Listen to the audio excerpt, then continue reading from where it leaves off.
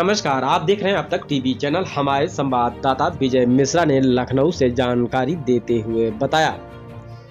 श्रमिक संघ के एक दिवसीय प्रदेश कार्यकारिणी एवं नर और एनसीआर के जोनल पदाधिकारी के साथ भारतीय रेलवे माल गोदाम श्रमिक संघ के राष्ट्रीय प्रभारी श्री मनोरंजन कुमार के द्वारा भारत सरकार रेल मंत्रालय एवं श्रम मंत्रालय के द्वारा संगठन के 13 मांगों को स्वीकृत हो जाने के बाद संगठन के द्वारा सभी श्रमिकों का डेटा रेल मंत्रालय को जमा करने के लिए निर्धारित कम से कम समय में एवं साफ सुथरी छवि के साथ जमा करने का कार्य करने के विषय पर विशेष चर्चा हुई। इसमें श्री मनोरंजन कुमार जी ने श्रमिकों के मिलने वाली सुविधाओं एवं इससे सूची में आने वाली दिक्कतों को दूर करने का संकल्प के साथ जितना जल्द हो सके जल्द भारतीय रेलवे माल गोदाम श्रमिक संघ के सारे श्रमिकों को सरकारी सुविधाओं को लाभ दिलाने के लिए सभी पदाधिकारीगण एकजुट होकर राष्ट्रीय प्रभारी जी के कंधे से कंधा मिलाकर सहयोग करने की शपथ लें। सर, आप अपना परिचय देते हुए बताइए, यह जो कार्यक्रम कराया जा रहा है इसका मेन उद्देश्य क्या है? मैं सबसे पहले आप सभी मीडिया बंधु जो समाज के सबसे अंतिम पंक्ति में गुजर बसर करने वाले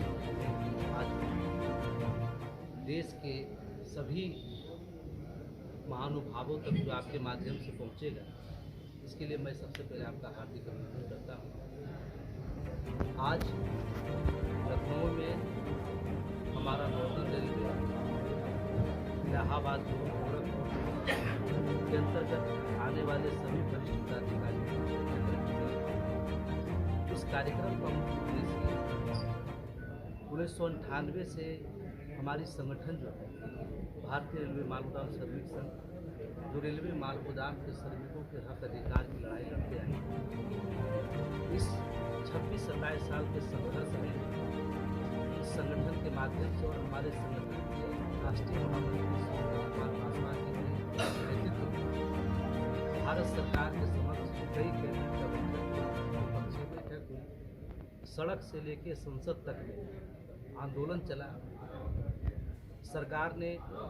2014 में जब नरेंद्र मोदी जी की सरकार आई और उससे पहले जब इस देश के अटल बिहारी वाजपेयी जी प्रधानमंत्री थे, सबसे पहला त्रिपक्षीय बैठक हमारा 28 अक्टूबर 2003 को 41 साहब से करना। उस समय पहला भारतीय रेलवे माल गोदाम श्रमिक संघ ने इस देश में माल गोदाम के मजदूरों के बारे में उनकी स्थिति, इस देश के लिए महत्वपूर्ण भूमिका सरकार की समझ और सरकार ने ये माना कि जब तक रेलवे माल गोदाम के श्रमिकों को हम मुख्य धारा से उसको रेगुलाइजेशन नहीं करते, श्रम कानून में संशोधन करके जगह दिखाएगा, तब तक पूर्ण तरीके से न रेलवे का विकास हो सकता है और इतना महत्वपूर्ण स्थान निभाने वाला रेलवे माल गोदाम के श्रमिक, जिससे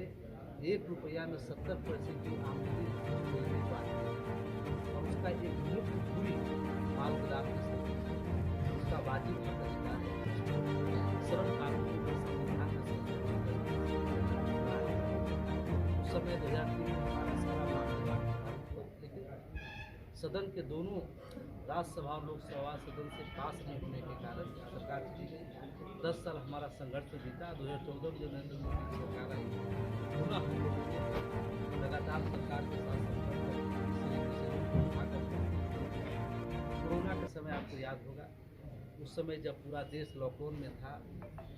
तो प्रधानमंत्री जी ने पूरे देश की जनता को भरोसा दिलाए थे कि कोई भी भूखमरी से नहीं मरेगा और आज तक मुझे लगता है कि सबके यहाँ अनाज पहुँचता है। उस परिस्थिति में सिर्फ माल गोदाम के श्रमिक जान की बात लगाकर पूरे देश में खाद्यान्न सामग्री का आपूर्ति श्रृंखला को बरकरार रखा और हम लोग उस लॉकडाउन में हमारे सभी पदाधिकारी, हम सभी लोग मिलकर पूरे देश में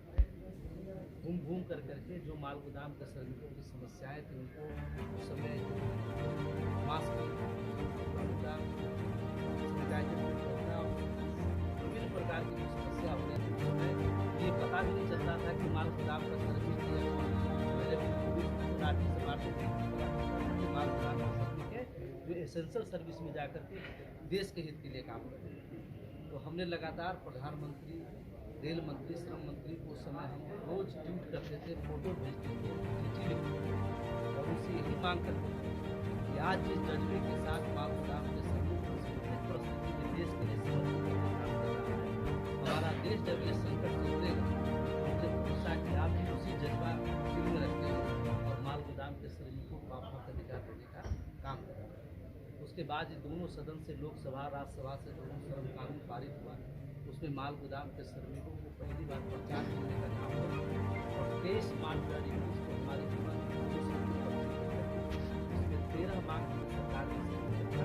और 13 में से 13 मांग श्रम मंत्रालय ने माना। भारतीय रेलवे माल गोदाम श्रमिकों के हक अधिकार की लड़ाई लड़ रही है, उनकी जो मांगे रख रही है बिल्कुल जायज़ है और रेलवे की तरफ से उनके अधिकार क्षेत्र में जो मांग आता है उसको तुरंत लागू